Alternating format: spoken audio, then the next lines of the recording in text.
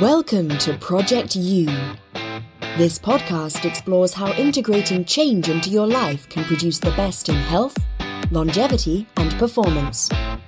We've recruited experts from around the globe who unleash their wisdom to transform your world. Project U dives into how to live a fully optimized life and uncovers tools and techniques to help you reach your maximum potential. You only get one shot at this life, so let's get started. Welcome to episode 19 of the Project U podcast. In this podcast, I'm going to focus just a little bit on the mental game of things and just take you back to your childhood, and then we'll jump ahead to the future. And I'm going to tie that together with actually some medical terminology and concepts that you must know about if you are in your 40s or 50s or beyond, or if you've noticed some changes going on inside your body and your mind, you'll want to hear this. So stick around towards the end. So to start out, I want you to think back to when you were between 5 and 7 years old, maybe 9 years old. What did you want to be?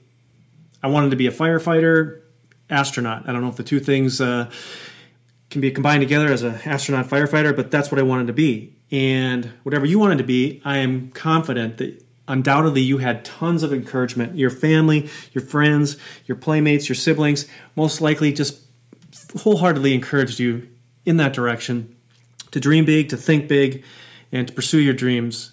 Common concept is to tell a child that they can achieve anything, be anything, do anything.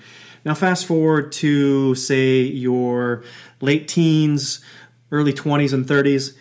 Now what happens? Well, the same thing in a different context, and you are met with roadblocks, excuses, but reality checks, people telling you it's not possible, you're setting yourself up for failure, you're going to be miserable, you don't have the talents, you don't have the skills, and sort of just stomping on your dreams. And so I want to tie this together, this whole mental mind shift that occurs as we hit, our stride in our teens and 20s and have a whole world ahead of you.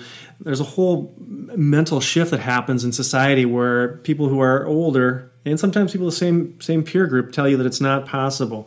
And the reality is that a lot of things are easily achievable with the right mindset.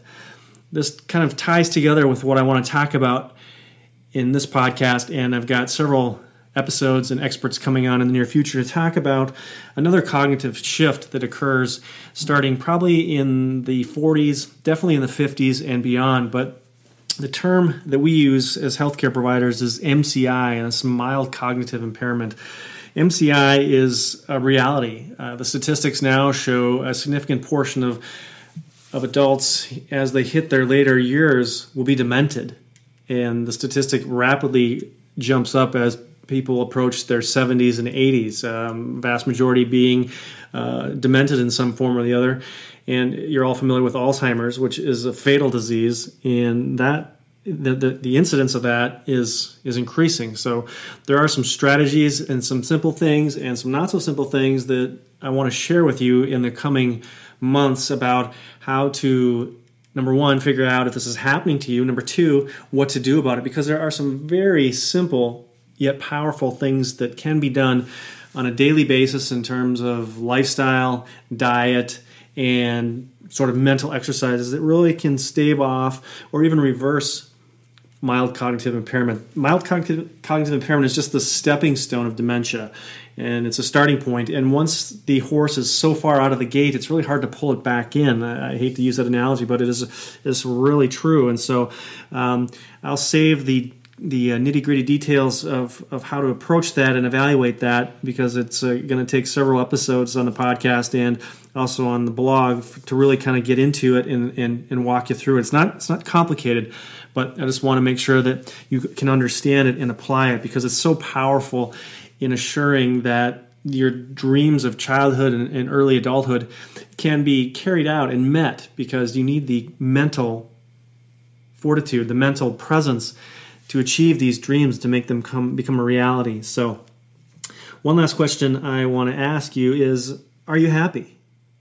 Are you there yet? And if you're not, what are you going to do about it? Are you going to suck it up? Are you going to let other people's ideas and ideals of what you should do and how you should be determine the rest of your life? I think not. The approach that I like to use is the deathbed analogy. Just imagine you're on your deathbed and looking back at your life. What sort of regrets would you have? What sort of things would your near dead self tell your current self in terms of goals, dreams, aspirations, things that you were afraid to do because of failure or a variety of other reasons? So if you're not happy, I want you to just take a moment to think of some concrete things that you can do to change your future. Why shut down your dreaming?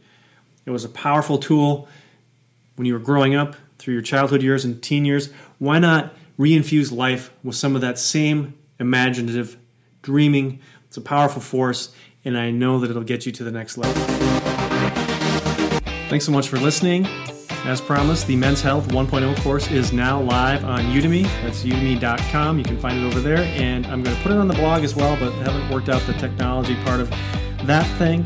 And so I want to wish you a fantastic week, and as always, I'm happy to answer your questions. Connect with me on the blog at mitchellmd.com, Twitter, and all the other usual places that people hang out. Thanks, and have a great week.